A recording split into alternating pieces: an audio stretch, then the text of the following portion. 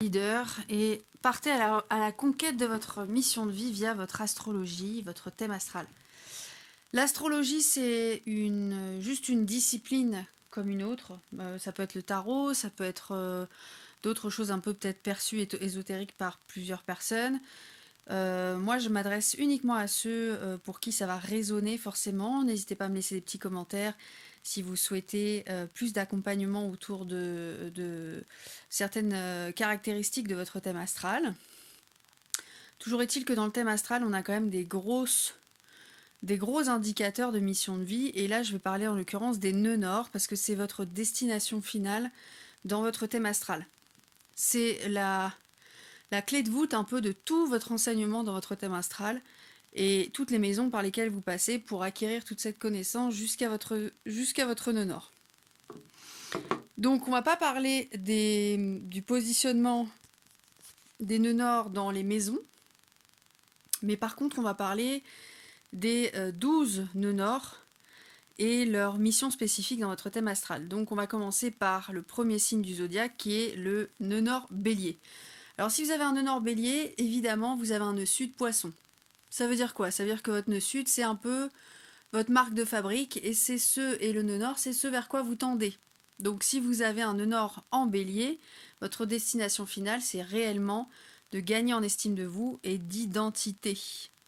C'est réellement gagner en prise de position dans votre vie. Donc ne vous étonnez pas si vous avez traversé plusieurs épreuves dans votre vie où vous étiez soumis à un environnement, à des idées, à une société, des épreuves en tout cas où vous avez un sentiment de soumission, un sentiment de je dois céder parce que votre nœud sud est très poisson et c'est véritablement un signe qui se veut pacifique. Donc vous avez tendance à accorder beaucoup de choses, à laisser passer beaucoup de choses, à vous éteindre presque devant votre propre positionnement et ça déteint sur votre estime de vous-même. L'équilibre à trouver, c'est évidemment de trouver la raison pour laquelle vous avez traversé certaines épreuves et puis finalement en extraire le meilleur pour pouvoir à chaque fois vous redonner cette possibilité d'acquérir plus d'identité, une prise de position plus équilibrée où vous avez la sensation que vous dirigez votre vie. Vous avez la sensation que vous prenez réellement position, que vous avez votre vie en main et que vous avez le droit de vous exprimer, vous avez le droit d'être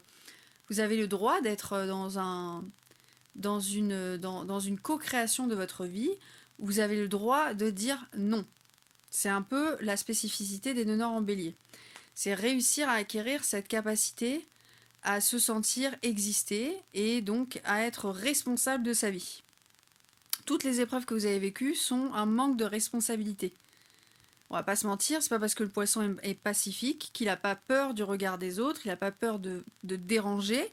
Et quand c'est récurrent, ça devient un art de vivre.